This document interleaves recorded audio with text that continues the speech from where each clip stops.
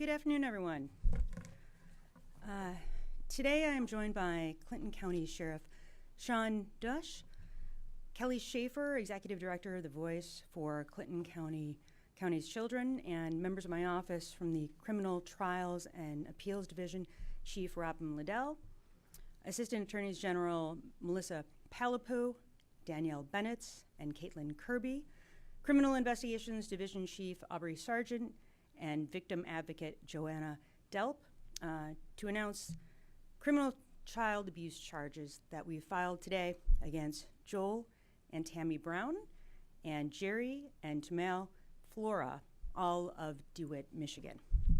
Now, the state believes that the Browns and Floras conspired together to adopt dozens of children who were removed from previously abusive biological homes and subjected them to prolonged, routine, and systemic mental and physical abuse under the guise of discipline, and all for personal financial gain. They have been charged with the following. Joel Brown, a former child advocate with the Children's Services Agency within the Michigan Department of Health and Human Services, is facing a total of 5 criminal charges. 1 count of child abuse in the first degree, 1 count of conspiracy to commit child abuse in the second degree, 1 count of child abuse in the third degree, 1 count of interfering with a crime report, and 1 count of failure to report child abuse. Tammy Brown, his wife, is facing 3 criminal charges. 1 count of child abuse in the first degree, 1 count of criminal conspiracy to commit child abuse second degree, and 1 count of child abuse in the third degree. Tamel Flora faces 18 criminal charges. 6 counts of child abuse in the first degree, 1 count of child abuse first degree committed in the presence of another child, 1 count of conspiracy to commit child abuse in the second degree, 3 counts of child abuse in the second degree, and 6 counts of child abuse in the third degree, as well as 1 count of interfering with a crime report. Her husband, Jerry Flora, is charged with 12 criminal counts. 6 counts of child abuse in the first degree, 1 count of child abuse in the first degree committed in the presence of another child, 1 count of conspiracy to commit child abuse in the second degree, 3 counts of child abuse in the second degree, and 1 count of interfering with a crime report. Between the Brown and Flora families, nearly 30 children have been placed under their care either through fostering or adoption. And these charges stem from the documented mental and physical abuse of 8 of those adopted children. These charges for the abuse of 8 victims represent the offenses we have found that have not exceeded the statute of limitations, but not necessarily the totality of abuse victims in these homes to the best of our understanding.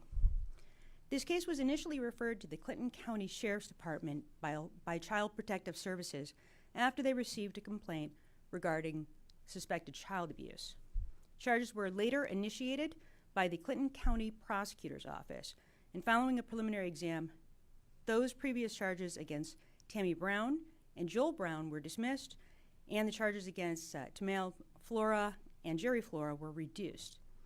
The Department of Attorney General worked with the Clinton County Prosecutor's Office to take over the investigation earlier this year, and as a result, any outstanding charges against the defendants were subsequently dropped so that the Department of Attorney General could renew the investigation.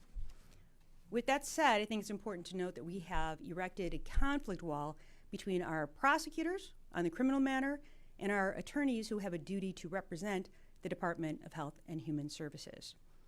Now, we cannot deny that the initial investigation needed more work, and the initial CPS investigation could have had better documentation and more accurate notes. Those CPS summaries of early interviews were copied into the police reports, making those reports not completely factually accurate as well. However, those inaccuracies are largely argumentative. So, for example, the vast majority of the inaccuracies are just word choice changes that do not affect the actual disclosures of abuse or the substance of the case. One such example was whether an item that was used to strike a child repeatedly was a decorative boat oar or a wooden paddle. Whatever one calls that item, it doesn't change the fact that a wooden item was used to inflict physical abuse. So that's one example. But to ensure the accuracy of our charges and theory of the case, upon taking over the investigation, the department took numerous steps to confirm the information in the initial reports and sought additional sources of information as well.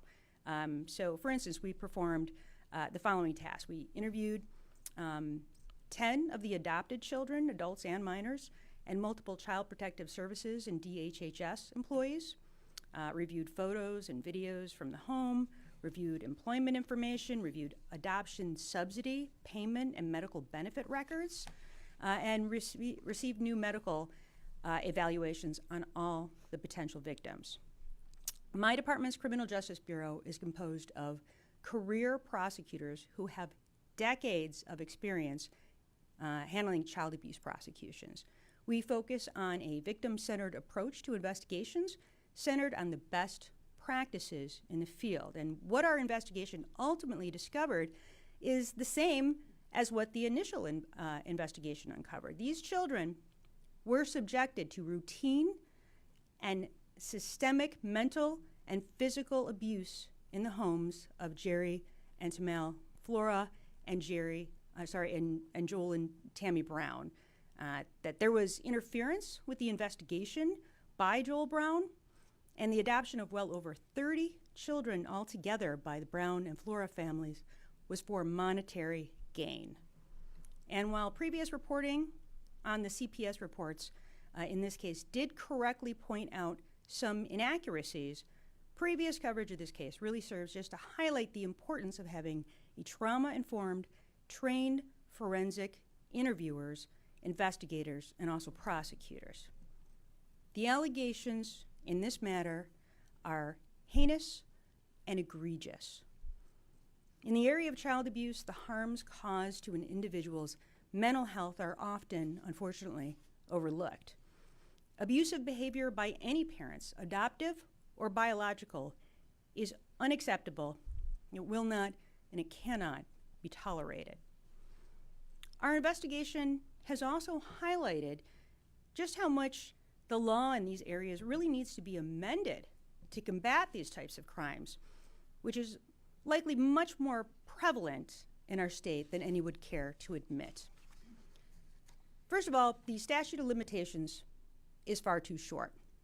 Prosecutors only have 6 years from the time of the latest offense to bring charges.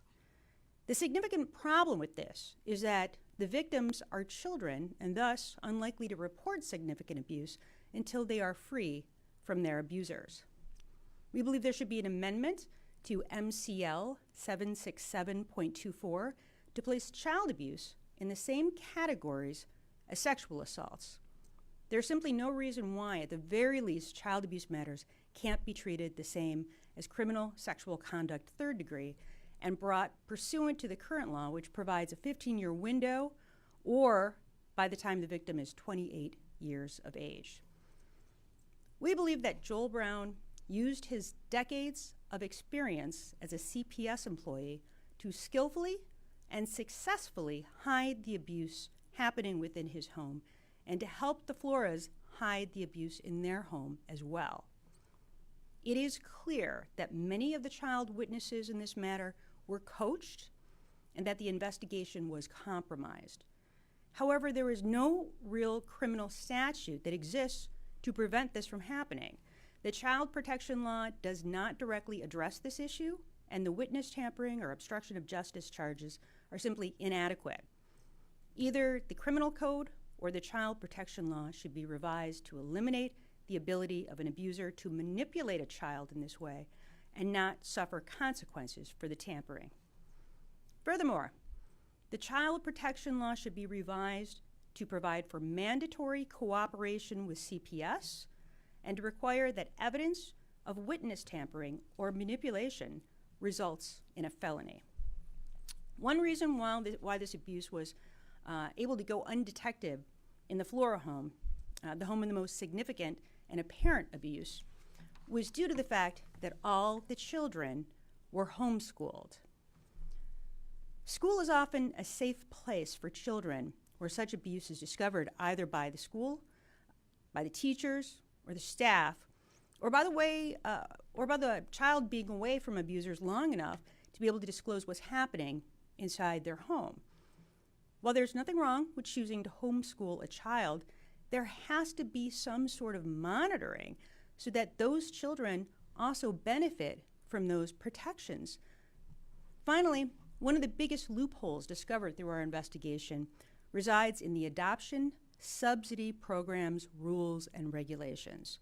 Currently, there is no true accountability or oversight in this program. There is nothing statutorily requiring a person who receives funds from this program to prove that they are actually using the money for the child. And currently, the parents can do, quote, anything that incorporates the child into the home with that money. That could mean buying a bigger house, going on vacation, purchasing cars, doing absolutely anything, because the argument could easily be that it allowed for the child to be incorporated into the home. There's also no requirement that the child receive any services or that anyone account for how these funds are utilized. There are no check-ins on the family to see how the child has been incorporated into the family or how they are adjusting. There are also no caps in how many children a person can adopt or how much funding they can receive. The Flora and Brown defendants were easily able to manipulate the system to receive over $1 million tax-free. There should be upgrades to this program that would, 1, put caps on how much funding a household can receive, and 2, requirements on obtaining services and care for the child, and 3, mandating accounting on a yearly basis for how these funds have been spent. Arrest warrants have been have been processed for all 4 defendants, and they will have until Friday, December 8th to turn themselves in. In addition to everyone else up here, I'd really like to thank our special agents, Sam Miller, Bob Lalone, and Jennifer Kapuscinski for their very hard work on this case. And with that, happy to take questions. Very well. Yeah, do you know how long the abuse went back to, the year? What was that? I'm going to turn some of these questions over to Assistant AG Melissa Palapu, who's our lead attorney on the case. The abuse for the children who are part of the charged group really happened from the time that they came into the home. We have adoption records from 2007 noting the adoptions for other children, but as far as the charges here would be for those children. Attorney General, you mentioned that there was a conflict law built between prosecutors and those representing DHHS. Why would that be necessary? Are you looking at charges against CPS in this case? Well, I will say that nothing is off the table, but we do it for multiple reasons, but really because, you have individuals, obviously, from our department that, their job is to defend DHHS employees. And with a case of this nature, and not certain to where it might lead, it's always just best to be cautious and to ensure that there is that conflict wall in place so that the prosecutors can do their job and no concerns with, the work of our civil attorneys, also, defending the, say, CPS workers or anybody at DHHS in the event that anything arises is just best practices. Are you looking into some of the inaccuracies that were in those reports? I mean, I think in some cases, some of these CPS workers, some of the quotes that are in the reports, these kids never said or they were never asked about, but they're in the reports. Are you looking into that in a criminal way at all, or is it mainly focused on these 2 couples? Well, what we're here about today is focused on, the couples. I will say this. We want to make sure, of course, at all times that DHHS and their various agencies are exercising best practices. And so I think that there's no question that anything that we've learned from this particular investigation, of course, that information will be shared with CPS, with DHHS to make sure that they are, exercising caution, that they have, the best possible practices so that the reports are accurate, accurately state whatever any witnesses have indicated, including child witnesses. But there's a difference, of course, between incidental or accidental issues where perhaps things are copy and pasted in a manner that creates an inaccurate record. There's that, and then there's something more intentional that could rise to the level of crime. But I will say this, I think that our staff has learned a tremendous amount during the course of this investigation, and of course we think it's very, very important that all of that be shared with DHHS so that they're using very best practices so that all of their reports properly reflect the evidence in this particular case and in all cases. Ben? AG, you mentioned that you believe there should be an amendment in state law, child abuse law, to include that with criminal sexual conduct. Are you alleging that was there any criminal sexual conduct in this case, or are you just speaking to give more teeth to that? No, well, the way that the criminal sexual conduct statutes have read in terms of statute of limitations, for instance, and I think this is still true for CSC 3, not 1, which has no statute of limitations anymore. But a child was given until the time they were 18 years old, plus an additional 10 years, in order to make that report. Understanding that, again, you're a child, whether they have had, been the victim of sexual assault or a physical assault, they need time to process that. And clearly it's going to be very difficult for a child to make that report while they are still minors. But the child abuse statute is just different than the CSC statute. And so they're not afforded the same period of time. Time was virtually everything, I mean, not murder, but virtually everything had a 6-year statute of limitations. And then over the course of time, that was changed as it pertained to a lot of different types of criminal offenses, including criminal sexual conduct. But unfortunately, with child abuse, it just doesn't reflect that. And of course, a child abuse victim who is the victim of a physical assault or, where mental anguish is what, the allegation is. I mean, they should have all the same opportunities to report as a child who was a victim of a sexual assault. But my understanding is we're not claiming here, and we are not alleging that there was any child sexual abuse, child physical and mental abuse. Sorry, just as a follow-up, you mentioned that Joel Brown is a former child advocate. How long has he not been with the department? So Mr. Brown was placed on unpaid leave in 2022 and has since been terminated from MDHHS. It's unclear whether he'd be able to regain employment with the agency if he were to be removed from the Central Registry for Child Abuse. And he was, just for background information, a department specialist in the Office of Family Advocate, where one of his roles was reviewing CPS investigations to ensure they complied with the rules. He worked there, at least for DHHS, since 2002 in various divisions, including being a CPS investigator previously. Senator Jordan? I believe you said 8 victims. What were the age ranges? The kids' ages ranged really from, the youngest was, I think she was 7. yeah, 7 to 15. Mm-hmm. Matt? Why is your office prosecuting this case and not the local prosecutors? So it started off with the Clinton County Prosecutor's Office handling this matter. I will say this, Clinton County has a very, very small staff. So there's the elected prosecutor, and my understanding is, are there 3 additional APAs? There's 5 now. There's 5 now? Okay, so you have the elected prosecutor and then 5 APAs. And my understanding is they only recently, They were not fully staffed Yeah. for quite a while. They They- just are now getting there. so they weren't even fully staffed. if you compare that to the Department of Attorney General, right, between our criminal prosecutors, both our trial prosecutors, as well as our appellate prosecutors, what do we have, about 80? 61 with the appellate prosecutors? Okay, so, all right, so we have about 61 prosecutors in our department. That's quite a difference.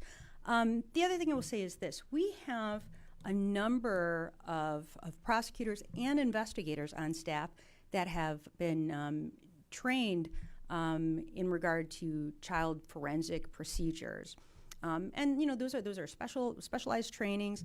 I will say personally, I'm a former child abuse prosecutor. Spent many years at the Wayne County Prosecutor's Office doing nothing. I mean, that you were a vertical prosecutor and you handled nothing but cases that involved child physical and sexual abuse, and also child witnesses.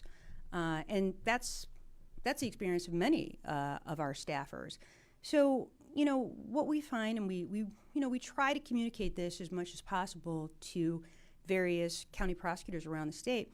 Sometimes, especially if you have a case of this nature, where you have multiple defendants and where you have, you know, over a couple dozen children involved, sometimes we just, you know, for staffing purposes and also experience, we're better situated to handle the case. And I think ultimately that's what happened here. The Clinton County prosecutor, you know, I think tried his hardest to handle this case, but, you know, perhaps it was better suited that it be handled by us. But that being the case, of course, we reinvestigated the entirety of this case, of course, with the help with the Clinton County Sheriff's Department. You know, I think that moving forward, we're very hopeful that, you know, that the case will proceed quickly, and we feel very confident in the charges that we brought. But we do have some pretty unique experience here at the department. So who brought the case to your office? It was Sheriff Dush. Yeah, the sheriff. Sheriff, you want to say why you brought it to the AG's office and not? I'm gonna go to Colin Jackson in the back. I'll call on you in just a little bit, Matt. Matt, I'll get back to you. I'm gonna go to Colin Jackson. I just wanted to know if it would be possible to give an update on some of those discussions you're having with legislative partners to take some of those problems you mentioned earlier. So I know that you know, our department has talked to many of the relevant committee chairs already to reach out. Our legislative affairs director reached out to start some of those conversations. I actually just today talked to Representative Graham Filler, who represents Clinton County, and I know has been interested in this case. I think that we're going to have a lot of interest, and that it's going to be very bipartisan. This is not, child abuse should not be a partisan issue. Protecting children who've been subjected to child abuse certainly should not be a partisan issue, and I don't think it will be. So I have every confidence that moving forward, we're, you know, going to be able to utilize this case, as awful and terrible and tragic as it is, but hopefully the good that will come of it is that we'll be able to make some of these significant changes in the law to better protect children, and also, quite frankly, you know, tax dollars. Matt? Sheriff, I just wanted to ask why you brought the case to the AG's office and not returning it back to local prosecutors. At the time this case was started, I was a lieutenant in charge of our detective bureau. This case, Leslie Melvin from CPS came to me. I started working the case myself.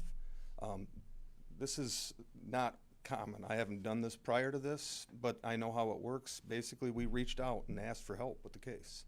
So, and that was done by me to get that ball rolling.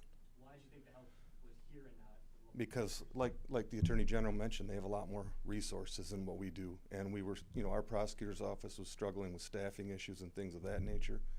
And there's just so much more state records and things that could be obtained that we couldn't get at the local level. So that was the reason. I got two more. We'll start with Beth. Attorney General, you mentioned earlier that this, one of the cases, I think, against the Browns stopped after a preliminary exam because the judge dismissed it. What do you have today that they didn't have then on the Browns?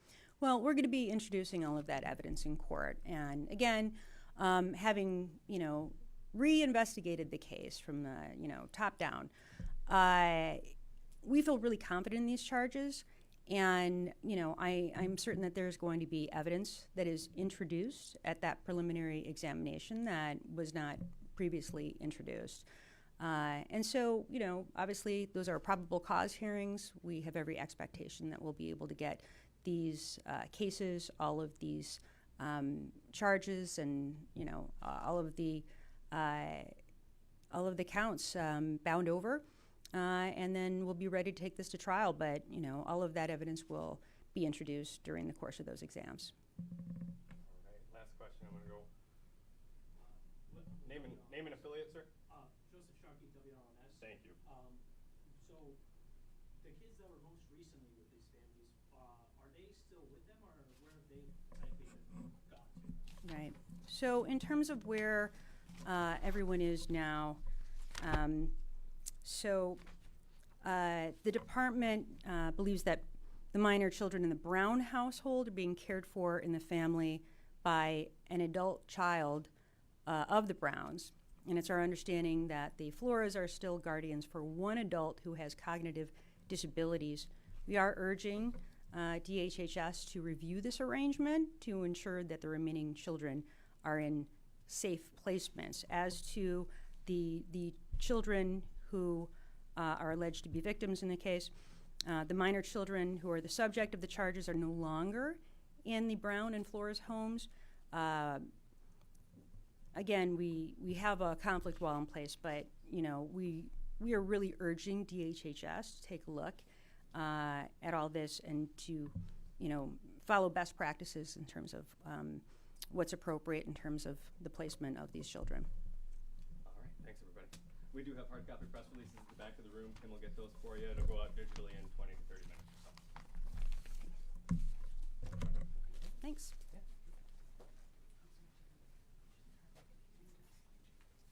Thank you so very, very much. I can't thank you enough. Melissa's been amazing, and all of your help. I just can't thank you enough. Oh, means the world to me. I appreciate you more than you'll ever know. Thank you.